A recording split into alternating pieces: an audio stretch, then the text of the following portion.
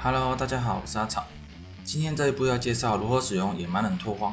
以下的影片内容都是我个人的心得分享，如果有更好的方法，也可以留言讨论。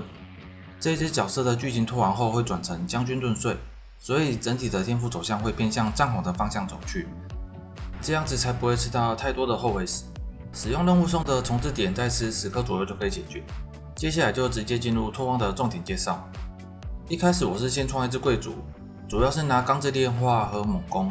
如果在商店有看到绿红的装备，也可以买下来。之后装备全部丢在仓库里，就可以换野蛮人出场。钢之炼化的武器选择双指或双手剑或双手斧。打破鸟蛋任务解完之后，可以拿到钢筋铁骨。钢筋铁骨直接放在左键边走边放就好了。再买换布当做位移技。典狱长打完之后就拿药剂，这个时候就可以把换布换下来了。再补买一个瘫痪辅助。踩到海妖的船点就可以买灵体玄武。灵体玄武12级才可以使用。第一章打完的时候的技能状态是灵体玄武穿上猛攻跟几率流血，先祖卫士穿上瘫痪，药剂当位移，光环开了战争之旗，左键放上钢筋铁骨作为守护技能。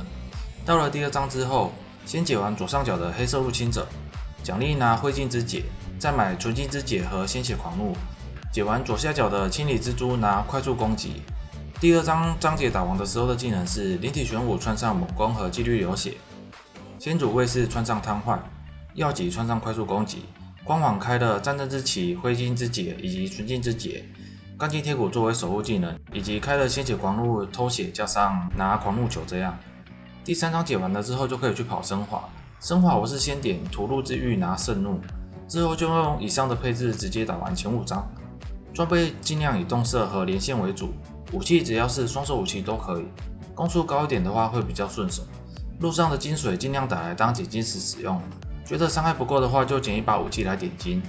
到了第6章之后，这里开始尽量找4点的装备给主要的技能，技能创法和之前的变动不大，有4点的话就多穿一个猛毒投射物。这里我把灰烬之解关掉了，改开元素进化，因为到了第6章之后会有缺抗性的问题。如果装备够好的话，可以不要开元素进化，继续保持开灰烬之解。基本上就这样一路打到剧情结束。武器就是拿地上捡起来的双手武，记得看到金水都要打，拿来当点金石使用。如果觉得伤害不够的时候，就是必须要换武器了。要点之前尽量上一下磨刀石，点完了之后，如果还有空池，也可以到工艺台再补上一些伤害词缀或者是抗性。这边讲一下为何要用灵体玄武穿激励流血，而不算残虐的原因。因为武器我是比较推荐用金水点金，很常会拿到其他的元素伤害，再加上也有可能会开灰烬之解。这边如果穿上残虐的话，武器的选择会局限很多。当然，如果你是有传奇的纯物理武器可以使用的话，那就可以直接把几率流血换上残虐。拓荒的技能就介绍到这边，再来讲一下拓荒的天赋走法。整体和将军遁碎的天赋没有差很多，就如同影片一开始所说的，使用任务送的重置点，再加10颗左右的后尾石就可以搞定。一开始走生命出来，先拿上面的命中和敏捷。灵体玄武有敏捷的需求，也可以顺便补一点命中。因为用灵体玄武拖完剧情之后，我们都没有点到必中，再来往上方走拿屠戮补伤害，之后就一路往右下的斗士艺术前进。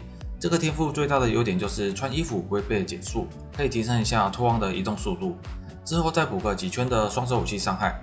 这里点的天赋都是双手武器相关，没有绑定剑或斧之类的武器，所以在拓荒的时候，只要是双手武器都可以使用，不管是双手剑、双手杖、双手锤等等，只要是伤害够高的武器就装上去用。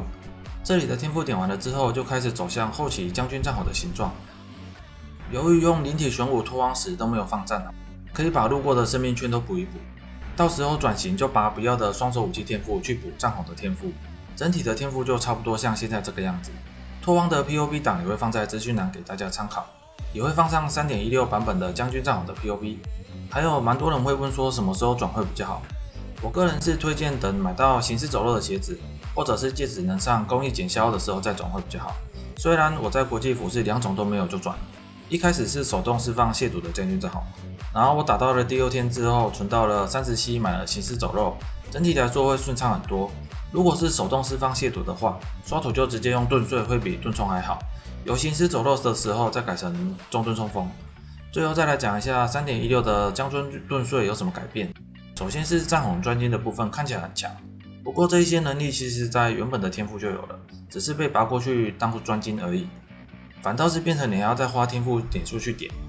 在专精的部分有一尺是藏红有10点最低强度，这一点是之前星团珠宝的狼好，点了这个专精之后就可以不用狼好这一尺了，可以改成报名心理拿绿球真伤。在前期还没有资金买新团的情况之下，这一点专精的改动是还不错的。也可以先把点数分配到野蛮人下方的抗性圈，这里还可以拿到专精天赋的免疫腐化之血，也可以获得加3的元素大抗，算是很不错的防御类天赋。等有钱买新团补伤害之后，再把抗性的天赋拔过去就可以了。念完 POB 之后的伤害结果是，伤害的部分掉了一点点，生命的部分也是掉了一点点。因为多花了一些专精的点数，所以 3.16 的版本我就没有走生命的构成圈。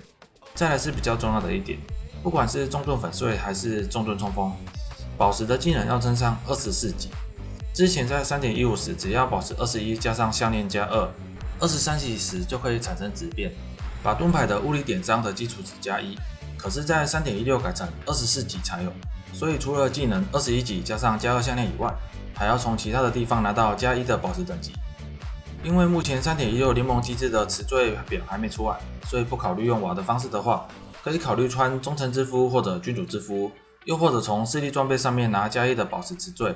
流派整体构造和 3.15 差不多，我就不再详细说明了。对这个流派有兴趣的话，可以点右上角看一下我之前的影片，有一部是在介绍流派的构成，有另外一部是在介绍后期的毕业装备选择。这部影片主要的目的是在介绍野蛮人拓荒，以及和 3.15 到底有多少的差别。基本上的差距并不大，想在 3.16 游玩的人可以放心的使用。不过由于是使用野蛮人拓荒，个人还是推荐有玩过 PoE 的人再玩会好一点。如果是完全的纯 PoE 新手，我还是比较推荐使用召唤来拓荒。这一只角色的生存能力在各大流派之中应该也是有个前几名，因为输出全靠吼，你只要专心的走位就好了。伤害的部分没有到非常的高，不过在资金有限的情况下，我相信也不会让你失望的。